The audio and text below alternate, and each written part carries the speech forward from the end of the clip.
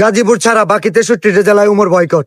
উমরের কিছু fan follower, আমরা ঠাকুরগাঁও আসছিলাম, ফান্ড কালেক্ট করতেছি, মানবিক কাজ করতেছি, বাট তারা আমাদের এখানে ডিস্টার্ব করছে, সিনক্রেট করছে। আমরা 22,000 টাকা তুলতে পারছি, এখানে হয়তো লাখখানিক টাকা বা আর 100 টাকা হলেও বেশি তোলা যেত।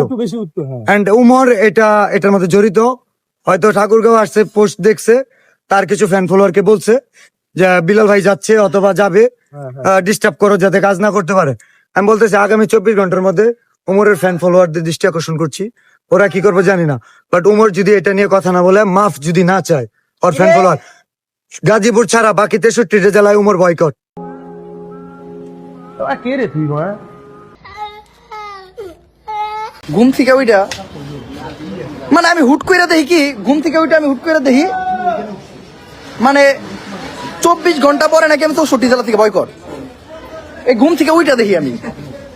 এখন 24 ঘন্টা পরে যদি আমি 64 জেলা বয়কট হয়ে যাই, এইটা আমি দেখছি মিনিমাম 36 ঘন্টা পরে আমি জানতে পারছি যে কি হয়েছে।